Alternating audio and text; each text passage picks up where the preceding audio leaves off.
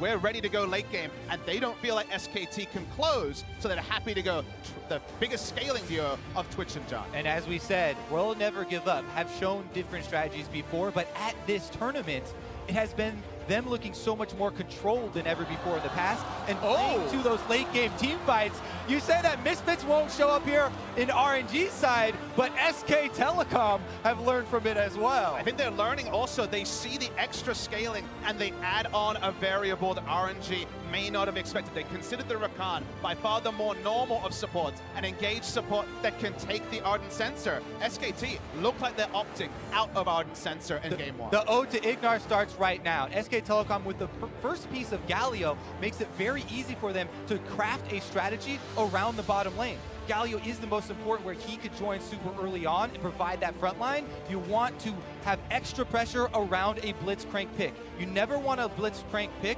to be left on its own in the side lane. And so now it's up to RNG to realize what exactly is SKT's strategy. Are they still slaves to Ardent Sensor? Is it the Ivern, the Nidalee, the sensor users in the jungle role, or maybe a Karma mid like we saw out of some of the European teams as well? Or are they bucking the trend entirely, as we saw in their Game 5 victory in the quarters? I mean, Blank has never played a professional game on the Ivern. A couple from Peanut, never from Blank. So already surprising. And Nidalee banned as well. Yep. So RNG is saying no Ardent Sensor from the jungle, largely no Ardent Sensor from anyway. Very, very interesting. Now, something that hasn't come up before, but I did see in Huni's solo queue, he played top lane Karma, plus it could be a top lane Galio and a Karma in mid lane. So if they really, really had to dig deep for an Ardent Sensor, that pick would be available. However, it would seem like they would have a lot lacking in damage with this profile they've already locked into Zach. But take away and step back and appreciate there is an insane amount of backline dive on SKT. Zach goes in, Galio joins him. Maybe Blitzcrank has already started the fight. Janna is enough to reset Galio. That was why I was surprised that Galio was prized over Janna. But when you add in other initiation options, there's just not enough. Janna cannot peel everyone away. In addition to the fact that Blank himself starting here is an abnormality for SK Telecom at this tournament, and he has played Zach versus MLXG in the past successfully as well. So we'll see if they can pull it off again with the Malzahar answer though into the Galio. We have another switch. And I don't even know which lane it's going to just yet. If it's mid or top, of course, top it should be good into Shen, but these are flex picks still. You've got to wait to see. Every single champion, aside from maybe Trish, has ways to get on that Trish. SKT can have the biggest disaster in bot lane for the Twitch, because suddenly every member of their team can impact bottom in an instant, just with the Gangplank ultimate into the rest of what they're doing. This is also the clearest win condition draft we've seen at all worlds. It's engage mid-game from SKT with some late-game options against RNG with scaling everywhere. We have talked so much this tournament about the favorite teams failing to innovate, failing to adapt. Yet SK Telecom here, right out of the bat, a big switcheroo in the champion select, whilst RNG are playing the same style that we have seen this tournament, and they have executed on it so far this tournament. It's up to SKT to upset that game plan. Really excited to see the favorites coming in and turning it around. The Gangplank, I'm almost certain the first Gangplank of Worlds so far, bringing that one there. And I was wondering, like, when are we going to see more carry tops to fight against the tanks we're seeing constantly? Huni, no surprise the one to do it on this Gangplank. I was actually expecting Gangplank, but against Galio in the mid lane, because Pawn on KT Rolster had shown that was a semi-counter pick to all the Galio. But this time it's with the Galio. Remember that Gangplank can often be turret dive. Galio can also try to relieve pressure there, so SKT really have a robust early to mid-game comp for certain. We definitely need to highlight the areas where they can be taken advantage of. As you said, diving in the early game, it often comes down to jungler presence, and usually we're talking about Zach has to scale up, you know, doesn't have a very offensive look early on. Sejuani actually is a champion that can look for a level 3 play, whereas Zach gonna need some extra levels in the Elastic Slingshot. Freak, take us onto the Rift. We are onto the Rift. The semifinals of the 2017 League of Legends World Championship begin right now. Royal Never Give Up, representing an all-Chinese team in their home country here in Shanghai, versus the defending world champions of SK Telecom T1 from South Korea. An innovation down the line for SKT. Let us set the stage lane by lane here, because all of these matchups are incredibly interesting. And we'll start with the mid lane, Faker on Galio again. We saw this tournament how extremely proactive he was on this champion, ganking before level 6 with the roam and not getting behind in farm at all. Uzi himself with an ode to that point. Makes a visit to the mid lane. They get some damage on a Faker. That doesn't feel too bad. Couple hundred damage down. He's forced to run right out of mid lane, and it's now too late to recall. He burns one of his 2 refill potion stacks before the lane even starts. Now, they won't put down any offensive vision here to complement the invade, but the matchup's a really interesting one, Corey. We've seen it once before at Worlds. Caps was playing it against Xiaohu on the day, I believe it was there. It's a scaling matchup. In the late game, what this means for RNG is that the front line is vulnerable, whoever it is. Galio gets Malzahar altered with the percentage damage. It allows RNG to play how we call front to back. They can focus on the front line. Between Malzahar and Twitch, you can shred a frontliner from SKT. Now, shred is always a situational word, but given Galio, you actually do shred in the late game with how much percentage damage the Malzahar can do. There are going to be some situational difficulties, of course. Huni with the Origins can break out of Nether Grasp for free, doesn't have to buy Quicksilver Sash ever. And Faker and Blank are going to be, we're going to love to buy Match Fence and buy an Adaptive Helm. Based on the gold values here, they can be invincible even to a high damage base like Malzahar. And that will bring us down to the bottom lane, my friends, because once those solo lanes do hit level 6, we talk about supporting this aggressive Blitzcrank pick.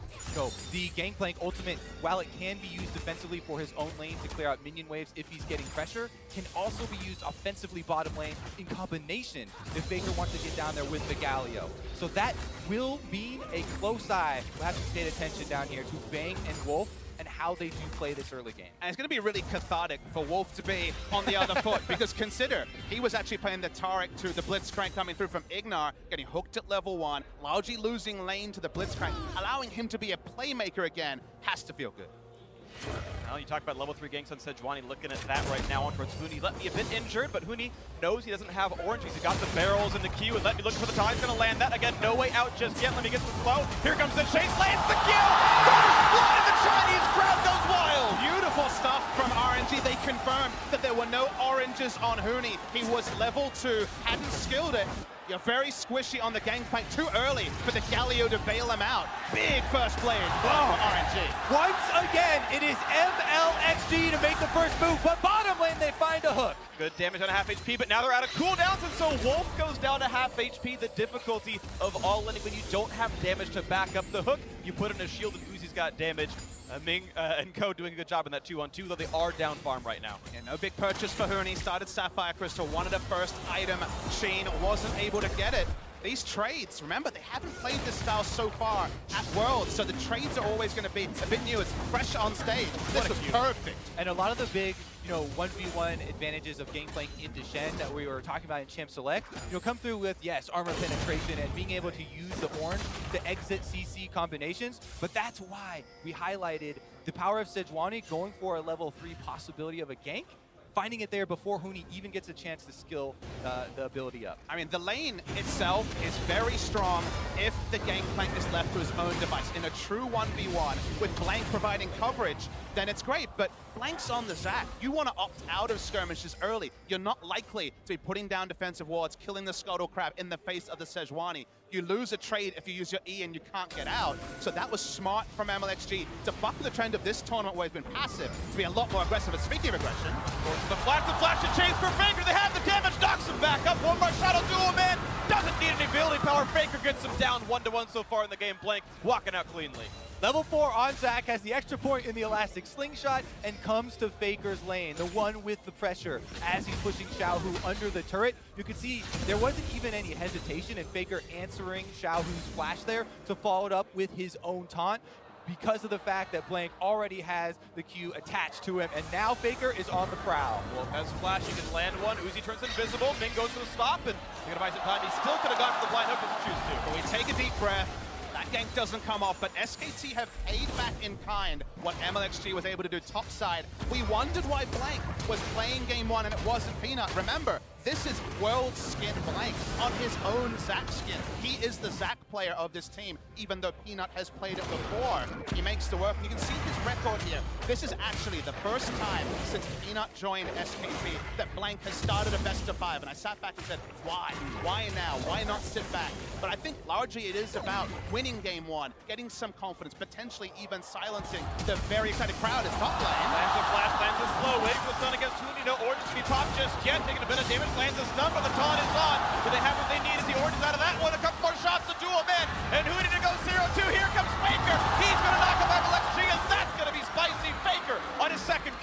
protection that you talked about with the Galio. Level 6 comes in, and Faker's able to get the answer kill for Huni. And he was only able to because Huni bought some time, was able to move back, held onto the orange, I believe, for a long time, got into range. Faker had the quick level 6 with Zhao, who went down, and answering there, and even controlling the minion wave to not lose creep score across the team of SKT. He's out of mana, but let me get a decent trade. Probably shouldn't be able to kill, but at least forces some more farm to be denied. These last few minutes will not go to SKT.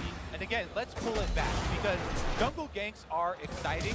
Well, take another look at this one. First, as MLXG walks in, Huni's going to save his orange for the taunt, any extra duration here, but immediately he gets slowed back up. You can see Faker also only now in position. MLXG uses his second Q to get the final bit of damage, so no ability for him to escape, a 1-for-1 overall. Blank keeping up the pressure here as he invades with Zach. He is level 6, but MLXG has Smite and should be able to get it himself. Now, again, pulling it back and slowing it down, while jungle ganks are very exciting, what does it do to the lane matchup? SK Telecom, we talk about those double globals. Faker, with the extra experience, diving that turret, was able to get to level 6 so quickly that he was there before Let Me. He was able to transfer some of that power up to Huni, the lane that's getting attacked so heavily. But what you can compliment RNG about is this timing is up. MLXG face checks Blank. 2v1 up against MLXG. Nice knock up there, waiting for the hook as well. Here comes Shen to rejoin the fight as Blank brings it back in towards the team. Faker and Zhao in a 1v1 as well. But they split. Blank in a flawless. He's going to get his health bar dropped to 0 as the chase continues. A quick stun on towards Wolf as they still knock down that kill. Uzi getting first. And there's the Nethergraph to find themselves one more kill. Wolf does not have a way out. And sheepishly he looks as MLXG gets RNG's 4th kill of the game. Now, Bang is on the run, but he's seen by a ward here. And 3 members... Oh, the tornado locks up a bit to flash it away. The ulti out of Huni should be enough to buy some time. And yes, Bang stays in, but a flash down. Huni had held on to his ultimate during the initial pick here, hoping to save that global, as this is a very long cooldown, and you need every single extra one in these global plays, but he ends up burning it in the end here as Bang is trying to escape at no cost. Yeah, Bang doesn't actually come in and get any damage at the start. He's cut off by Ming and Uzi on the bot side. It's just a level 5 Blitzcrank, and also the Zac. They don't have the damage to take down the Sejuani. Faker slows Xiaohu down in transition, but he has the Ghost, and notice, he holds onto the ult, so they know they can confirm a second kill. And RNG were looking to use the Shen ultimate proactively as early as they possibly could.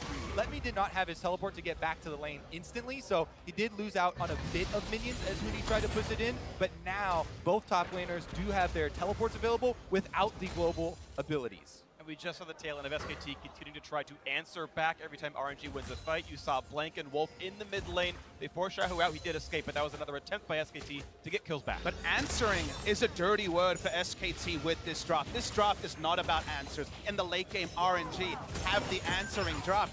This is a proactive draft. SKT are supposed to be posing questions. That's why we see them so active on the map in the early game, but they find themselves in a gold discrepancy to a team that outscales them pretty heavily in team fights. So the moment that we see so many more proactive players working for RNG, all the proactive players for SKT fail, that's actually very worrying for SKT fans.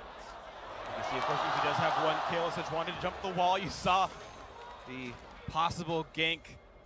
Create some excitement out of the Chinese crowd here, but there won't be any fights to be had up there. Huni able to walk through his jungle safely enough. Barrels to check the fog. Says, okay, our red buff's still up, we're okay. I would also bring up the point that SK Telecom, I don't think they get hard outscaled with this composition. They actually have a lot of scaling factors themselves, and while I do definitely note they will not have probably the Ardent Sensor in this one unless they wanted to force it into something that did not work. But the Gangplank, the Zac, the Tristana, even Galio's tankibility on the front lines, do have very decent options in the late game, even in the face of a Twitch, which RNG will be playing around. I mean, the late game is also kind of an open term, because people, when you say late game, think late game team fights, and I think out in the open with equal vision, I would take RNG 9 times out of 10, but if you can get a vision advantage, control wards down around Baron, the Baron baits from SKT, the turns from SKT are insane. So there's a field of battle where I think SKT can take great options against RNG, but straight up, I think it's going to be painful for SKT. Here we go. For Bang here in the bot lane. It's going to be a bit of slow spin out of MLXG. Wolf still flashes, does not have an escape path. It's going to be the ulti to land the first stun, but no chase yet because the Gangplank ultimate. The knockup is here, and now Faker in the fight as well. Will he get anything for himself? He's suppressed. He's got a lot of damage reduction, plus the shield back in, still looking at Wolf, but also at MLXG, forced to flash away, lets bounce, gets nothing. Faker still now running away, knows he's seen by a ward, the chase in for Xiaohu, couple more hits will do him in, Voidling's got another taunt in for Faker, but one more shot from Uzi, will do him in, the deadly venom is gonna make it happen, one more auto attack, and it's now 5-2 for the home team. And Uzi is able to get some credit here. A lot of control around the bottom side for RNG. Let me, again, this time he actually has his teleport, but he's just going to save the cooldown. It's more important. No, he's not going to use it. He's going to go get the minions. There goes the teleport. But guys, it really feels like SKT are disconnected on their damage dealers when they're making these plays, because once again, bang, he felt like he had to use the ult defensively, knocked away 2, kept his life up, but after that, it was basically Faker disconnected from his team, unable to really have any follow-up damage, and again, RNG profit. They're disconnected on the participants of this fight. SKT, you know, there is the option for, you know, early Huni ultimate, and it comes down, but all it really does is get a little bit of damage and zone out Ming, or MLXG here. And the teleport from Faker, he teleports in aggressively into 3 members and also Xiaohu cutting off. There's nothing Blank can really do to make anything. There's no chance that Gangplank is going to be a big factor. He has teleport up, he knows not to use it. The ult was his full contribution. SKT were not on the same page in that skirmish. Gotta say, a great game so far out of RNG. We've seen the analysis online, seen the game so far. Galio is a scary champion to give away, and certainly Faker's doing reasonably well, but I gotta give credit to Xiaohu, putting in the Malzahar, actually keeping up in farm, making the roams happen as well. Same sort of, you know, kill-death ratio to a certain extent as this global Galio with the teleport as well. Xiaohu doing well to hold up against Faker. Let's see if SK Telecom can try and work around and more involve Huni in their mid-game plan here. He's got his Trinity Force now on the Gangplank, and they haven't really yet been able to successfully use the combination of globals. Faker, meanwhile, is under attack with Blank coming in. Stun available on Faker, still very tanky. Blank looking to bring 2 back into the turret. Here comes the re-engage, and they're gonna find the double knockup. Is there enough damage to be dealt? Not just yet, because Uzi is in, and he splits him in a blob. Let's turn him across. Put the hook into the turret. Is there enough for Uzi? Not just yet. The barrier's on, but now shooting at those blobs. Nice TV for Huni. Will keep Blank alive to jump back to safety. Nothing for nothing, but a lot of ultimates burn. Continued defense here for SKT as they expend ultimates and summoner spells, and the roam here from bottom lane as well to try and stabilize. There's still a lot of early game priority for RNG, able to make proactive plays against the sort of draft that Misfits faced in game 1 of their series and got blown away on. SKT took a bit of a gamble, going for a top laner who's strong in the 1v1, but wouldn't have jungle support early with just the nature of Zac. For now, Huni's been a non-factor, but the non-factor has farmed himself a very decent timed Trinity. Yeah, the Trinity Force factor, one of the biggest factors, and I know your favorite. I wanted to mention it, and I was like, it's my turn to shine. Honestly, you talked about team fight power before, and I would agree 9 times out of 10, I think RNG could win that, but you talk about X factors. Who will answer Huni in a 4 to 5 item scenario? SKT's been winning through Huni's split push. Does Shen beat Gangplank 1v1 late game? I think that answer's no. And when it comes to win conditions, how many of SKT's wins have been exactly that question for you? The Trundle, or for example, one of his other picks in the top side, the Jace as well. Who will answer Jace or Trundle has been largely how SKT have found footholds and then team fights, famous ones against EDG. It's how they've completed them. So they have the Gangplank. It's different, but it fills the same role. Here we go, another gank into the top side. Huni does get away from most of the punishment. Gets himself 10 gold with a bullet to the back of the head, and let me shields it up, but is still pushing his turret now. Blank getting some alone time with a Cloud Drake. Yeah, a lot of effort from RNG spent towards the top side, and SK Telecom having faith in Huni to disengage and just absorb that pressure. Meanwhile, they take the choice here on the bottom side. In exchange for it, it's going to be a risky dragon take as Uzi comes in. For a little bit of something, doesn't get hooked in. Now looks for the next fight to be had, but might get knocked up. It's Blank wants to run away from this one, doesn't want to get himself into a fight just yet. Let's bounce popped in, gets over the wall, but a stun lands on the wall. That could be next, but Bots well in from the keystone, flash the wall, staying alive, and flash the chase. A heal comes in, the ulti. Sorry, the silence from across and finds him up. There's the ultimate, and that will be bang silence as the next kill, the next chase coming across. They will not yet get Blank, but a 2 for 0. You can see Uzi's feeling it, going almost into the base to pick up the next kill. I love the target selection from Xiaohu. He's had a great tournament, but an unheralded one. It hasn't been Xiaohu picking up the solo kills, but so often he's where he needs to be, even against a mid laner who will roam first, and his target selection was the big thing. Exactly. RNG sticking to the game plan here. The execution on the focus around bottom lane. Continued Shen ultimates coming in to punish these attempts from SKT. Uzi charges in fiercely on the Twitch, knowing that he has Shen ready to arrive. From there, it looks like SKT will largely get out. Maybe Wolf will be the sacrifice, using Let's Bounce just to jump away. But Wolf has a big enough shield from Courage the Colossus and his passive. He thinks he can live. Notice that Xiaohu is in range to ult many times. He holds on to it until the perfect moment. Uses his Ghost very often here in these bottom lane skirmishes. Yes, he doesn't have a global as Malzahar to get down there, but the Ghost is such a low cooldown summoner spell, and he's been using it so frequently that he has been able to be a huge factor in those plays. Absolutely. In the back end of the replay, we saw 2 flashes and a heal, not amount to the kill on Blank, but I want to point out that the Huni split push got first turret gold. Before that fight, Blank got the Cloud Drake as well, and generally first turret plus a Drake worth 2 kills in zone. Right, I think SKT went pretty equal in that last fight. Map wide, if you consider that one. Now a fight in the bot side. They've hooked in Let Me, but he's very tanky on the Shen. Looking to survive, but getting slowed down. Blank adding more crowd control, but no damage to be had. However, still alone time with the turret. This is the sort of draft that in many ways should have forced reactive plays. This is the first successful one, where SKT do actually get an objective lead and will answer with, at minimum, the turret and bot lane. They'd love more, but Let Me's pretty slippery. Number 2, not quite going to land from Wolf. A quick walk away for Let Me, but this turret will fall. Traded on the top side by RNG. Really the elements that I'm looking at in this game to start to shine here as we get into the mid game and these outer turrets start to fall is the engage from SK Telecom. You talk about the Blitzcrank being a risky pick, drawing away from the Ardent Sensor. That plus a Zac, if you can control vision, those are where they can actually start to open up their game plan and to start to break RNG away from this success that they're finding. And I like that you talk about controlling vision, a very standard thing as the game has evolved. SKT has a lot more members that can put down vision and not actually be at risk of dying, as they really want to kill Let Me, but so far frustrated. They have basically everyone short of game plan to Tristana happy to face check. They can put down the vision. It's profiting from the vision that so far they haven't been convincing. Mid turret going to be falling, so RNG going to open up that mid lane first in this game. There's no one really punishing them, and Uzi is going to get solo gold on this as well, so we need him for the kill credit there. Of course, you've been seeing that SKT duo shoved down on the bot side, but Let Me, thanks to his lane matchups, been able to stack armor and be pretty safe to it. And SKT have to play to their control ward vision. That's where they have exclusive roam. It was bot side. It was nowhere near mid, not top side either. It was too risky for Faker to walk back into mid, so they have to give up his turret. They want Hootie as well. They land the silence. There's the ultimate oranges pop, but doesn't have anywhere to go. The barrels might not matter. Uzi on a killing speed, 3-0-1. 2. Close enough. The transfer of power here for RNG. They find another kill, and Uzi purchases the Infinity Edge.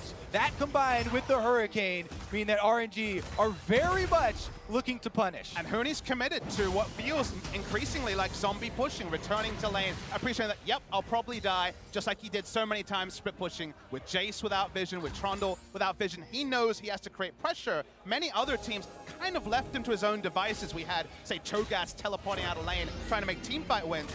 RNG are just going towards Hooney, and he's increasingly falling down. And the reason we're highlighting vision now, and we need to elaborate, is that, you know, Blitzcrank and Zac, these are some of the picks that gain the most out of that fog of war and out of that surprise, the couple of seconds of reaction time that you lose of any champions in the entire game. But it starts to crumble when you don't have that pressure to work with and the setup. And if you think about it, we talked about where the vision was. They're trading red sides, and that means that RNG as a blue side team will be able to put down deep vision for Baron setups, potentially see the Zac and also the Blitzcrank setting up and remove any options for SKT to play around the Baron. It gets much more predictable when the Baron dance starts if SKT cannot control their red side jungle.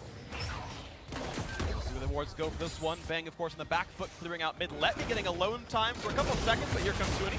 Dodges away the barrel damage. Look like the waves are not going to be yet enough, and Hooney going to back off the turret, give it away, and Let Me going to make this now 4-2 in turrets, 8-2 in kills. And RNG looking very good so far in this series. As we've seen for these teams overall in the tournament, it's usually been slow early games, then both of them turning on a bit more later.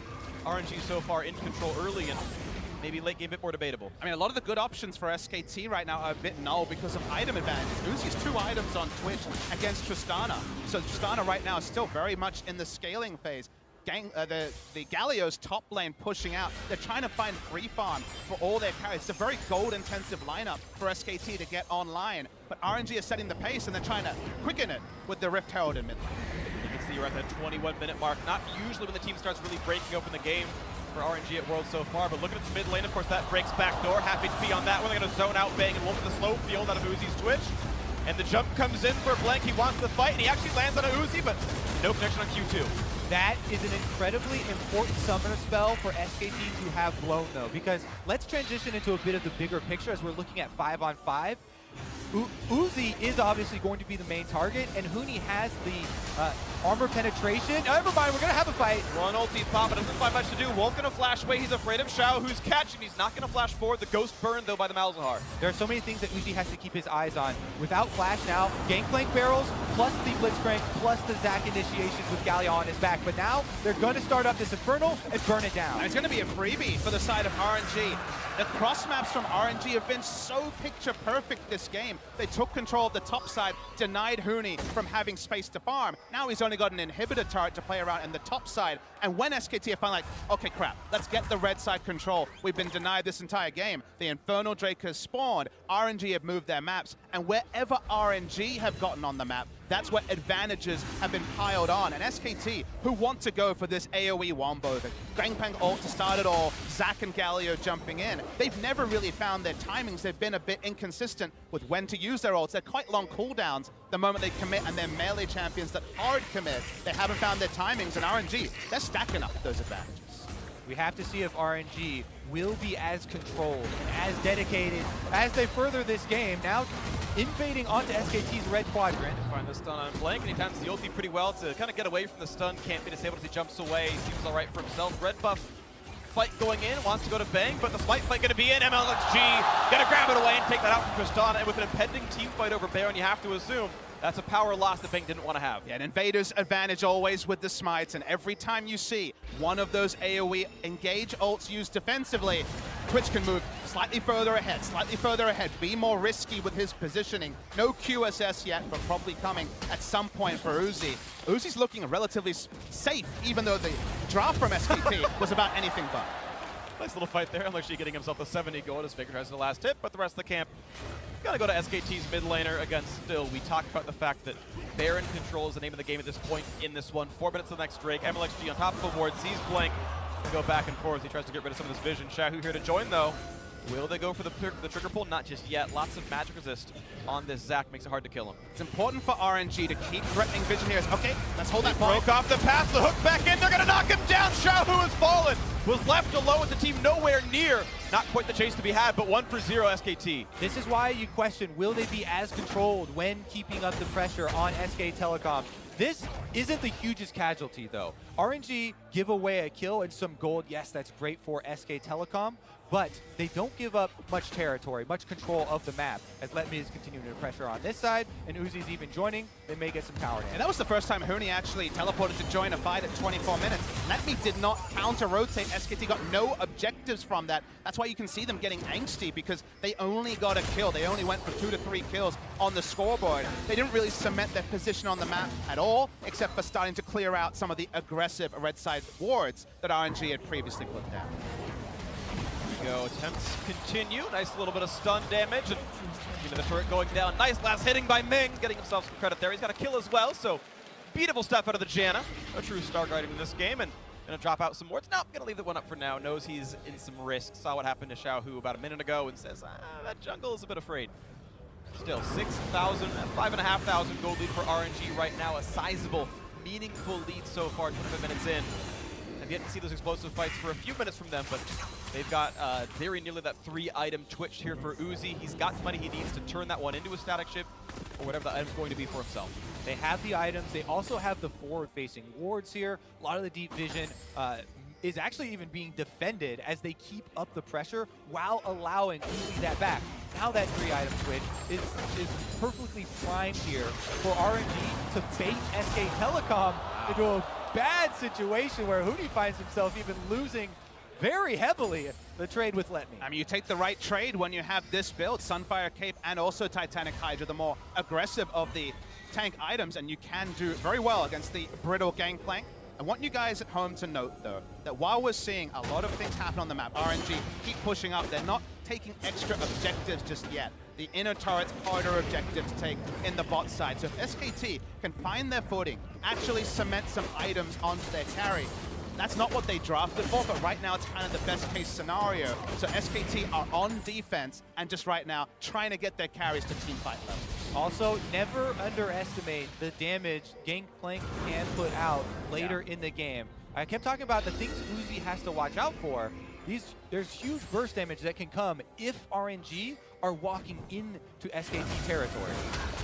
See if we get the next play going. Not just yet. Blink gonna back out of turning off the Frost Armor. MLXG gets some of that ward control for himself. Taking a quick look, and yeah, much better vision in this side of the jungle for RNG. I mean, some of those team fights are going to be so visually noisy for Uzi to respect. You think of the times that, say, for example, Orianna Ball is like hidden and you just miss it and you're on top of a shockwave. Gangplank Barrel is pretty instant, is the sort of thing also that can surprise out of nowhere and do 600 to 800 damage. So I take your point, Kobe. Uzi has been on form, has been a wonderful team fighter this tournament, but this is a different style of comp than he's had to deal with previously. Definitely true. Ming's abilities will be put to the test as well.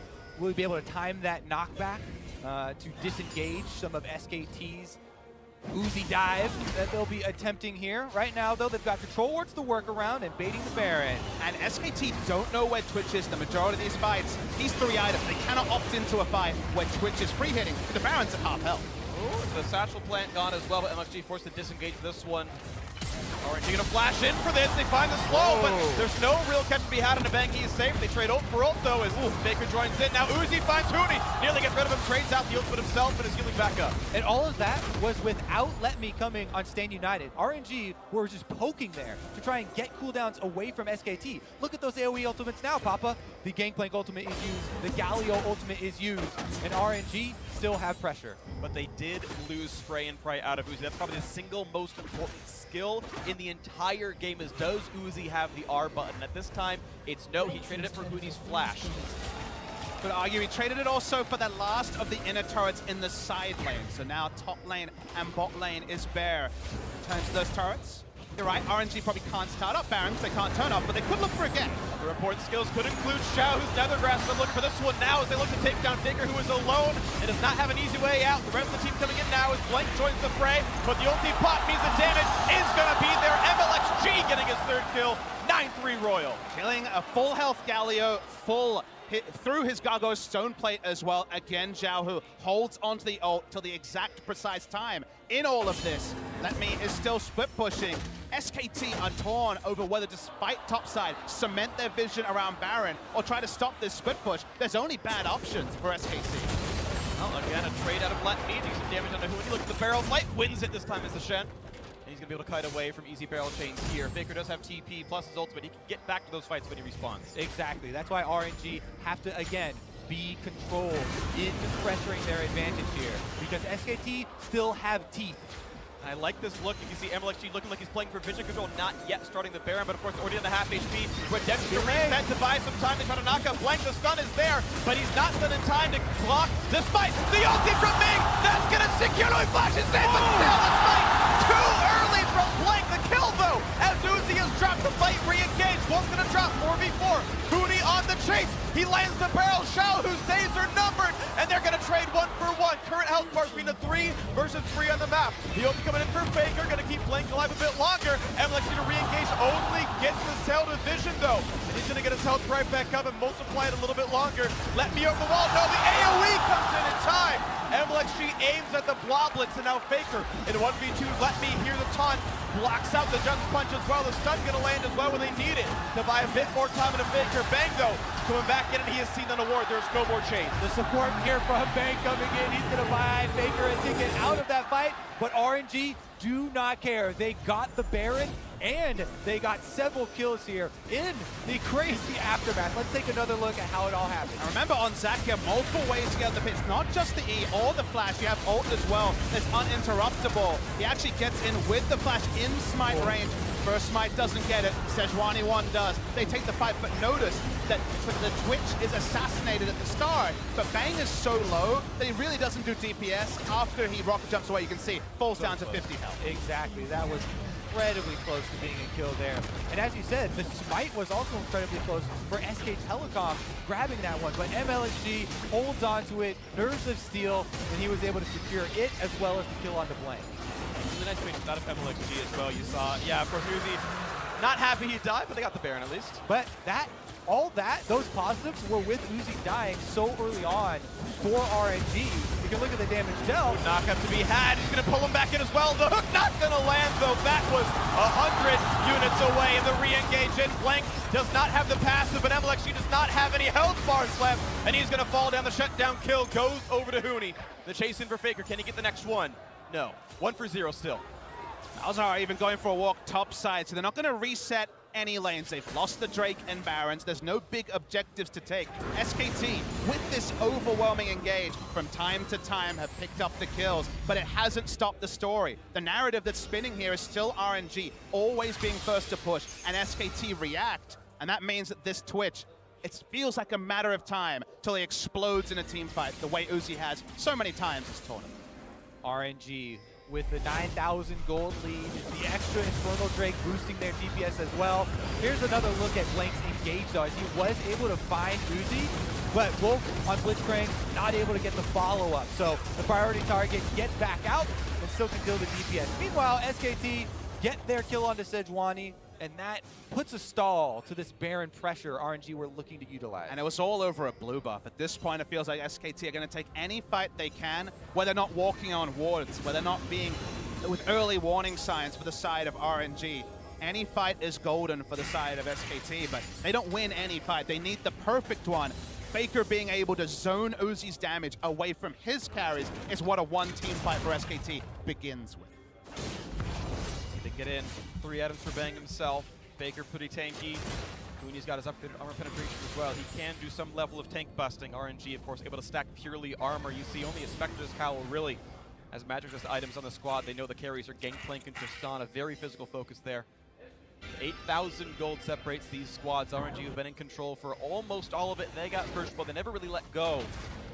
Up an Infernal Drake in stats as well. Now looking into the top jungle. Into the mid lane, they found Fig, but a lot of time his body looks back towards Uzi. Barrier used, the shields in as well. The hook not clicking a lane either from Wolf. Can't quite land those. And as they disengage, the blow fake in. They've caught Uzi. The reset is not going to be enough for Big, and Bang gets us the kill. And now the re-engage, the chase forward. One more time will find Let Me. The chase in for Blank as well. Bang dangerously low, but still limping away, staying alive. The pull back in for Blank means a second. Let Me just barely staying alive with his shield though, as you've got MLXG holding the front line, tries to pump the randoms for a slow, and it will force a disengage. Only one casualty. SKT find themselves some more time though. They killed a key member. How many times have we talked about SKT and comebacks? So many times, multiple years, and Faker here is able to find the re-engage onto the Prime member. Able to kill Uzi through Mikhail's as well. Mikhail's used in that particular fight, so not able to keep the Prime carry up. That was the fight, that was the pick SKT was looking for. It gets them the outer mid lane turret. Took 35 minutes just to get that first objective. What an exciting opener to this series. You know, RNG with this huge lead and looking like they're gonna take it. But here goes another look. Uzi walks up onto Faker and he gets the first hit, but Faker's gonna end up with the last. And it's Galio, right? So he's able to be this far out. You know he's not gonna go down instantly. The cavalry arrives from SKT. Uzi does take one of those barrels we were talking about. Doesn't spot it through all the noisy team fights with different skills he has to avoid. And that slow is enough to start the CC chain for SKT. Then they've got the chase here. The low health members of SKT trying to balance because they know the main DPS threat is gone. And they're trying to skirt that line to get a bit more out.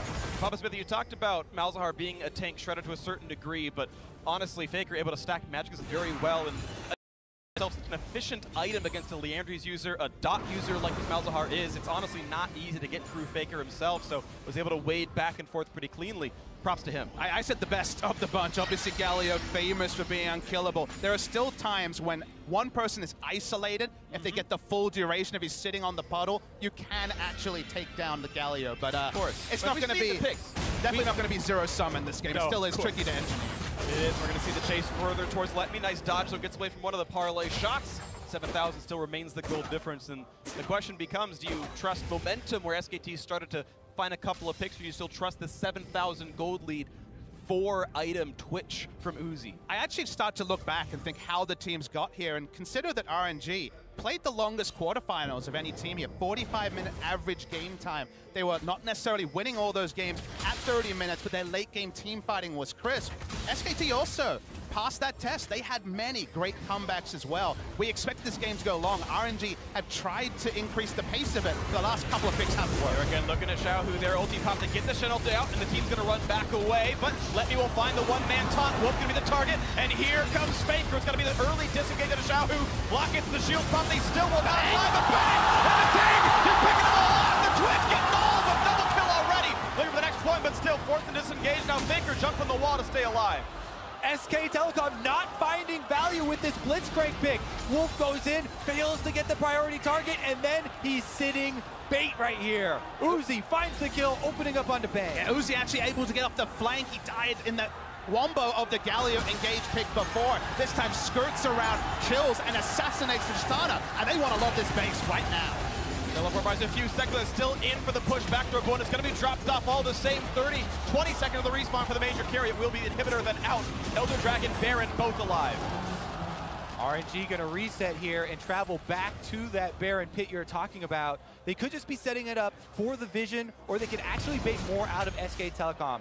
Bang is reviving now, so he'll be able to walk from base to try and join, but RNG rushing it down. Rushing down the Baron, no ulti available for Uzi if there is a fight to be had, but no one is even close to in range. Let Me an easy recall. There's the pickup for RNG. And SKT trying to get Elder and rush it down, but there's no Tristana here. The speed is not that fast, and the redemption, just a check. Teleport coming in from Shen. He'll have the flank onto Bang here to try and come from behind.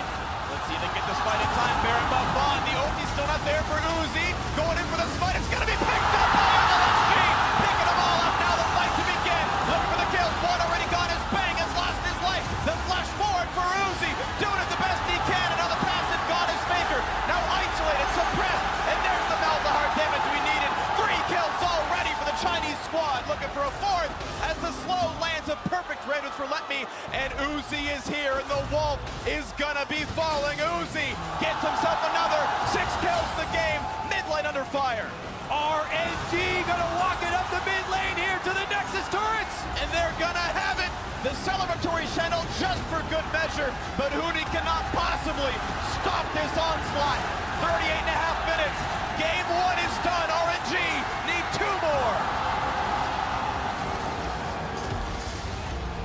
This win means so much for RNG. And guys, the reason why I say that is not just the fact that they went up 1-0 against SKT. They actually went up 1-0 in both their best of 5s last year. But it's the fact that RNG stuck to their convictions. What were they good at? Late game team fights. They went for